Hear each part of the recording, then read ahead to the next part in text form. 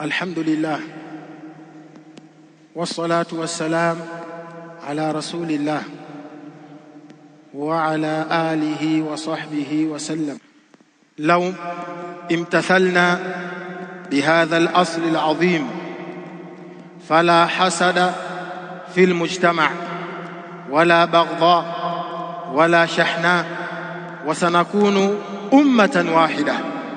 لو tukifanyia kazi hadithi hii na tukaufanyia kazi msingi huu madhubuti, hakuna hasadi katika jamii.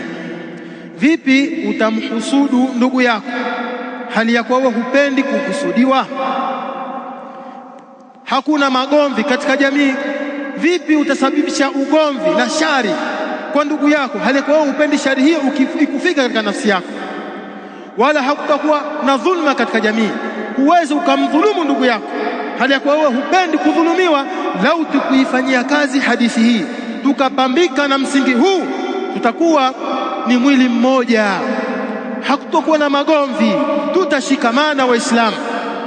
Hilo ameliashiria Bwana Mtume sallallahu alaihi wasallam katika ile hadithi aloitaja al-Imam Muslim rahimahullah, hadithi ya Nu'man ibn Bashir radiyallahu anhu قال رسول الله صلى الله عليه وسلم: مثل المؤمنين في توادهم وتراحمهم وتعاطفهم كمثل الجسد إذا اشتكى منه عضو تداعى له سائر الجسد بالسهر والحمى.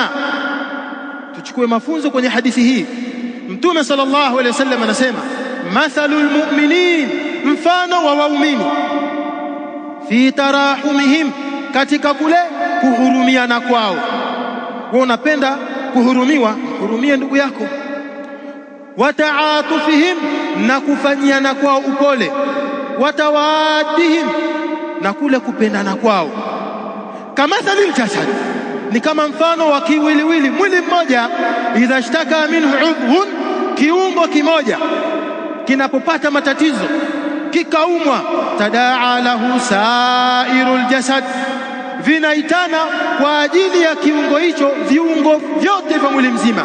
Bisahari wal humma, kwa kukesha na homa. Hebu tuiangalie hadithi kisha tuiweke kwenye maisha yetu. Je, sisi tuko hivyo? Tuko sawa na mwili mmoja?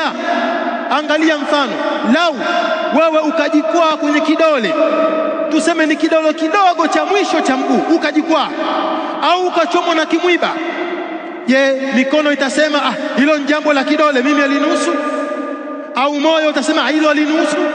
Au macho? Au utaendelea shughuli zako? La, angalia mwili ulivyo.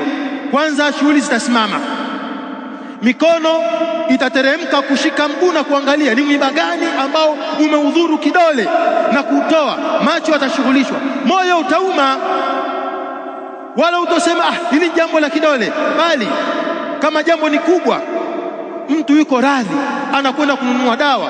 Ulimi unavumilia uchungu wa dawa kwa tatizo ambalo la kidole wala si lake. Ina maana jambo la kidole ni jambo la mwili mzima. Hivyo tungekuwa Waislamu tuko hivyo, jambo la mwenzako ni la kwako. Muislamu kapata madhara, ni sawa na wewe unamsaidia. Amepata shida, ni sawa na wewe unamsaidia. Wewe una kheri unaijua, unamfikishia. Bwana ndugu yangu, kuna kheri moja mbili tatu, hebu tuifanye. Kuna shari umeigundua ya dunia au ya akhira, unamzindua Muislamu. Bwana, kwa njia hii unayokwenda kuna shari itakufika. Astaghfirullah li wa lakum. Allahumma rabbana atina fid dunya hasana wa fil akhirati hasana wa qina adhaban nar wa aqim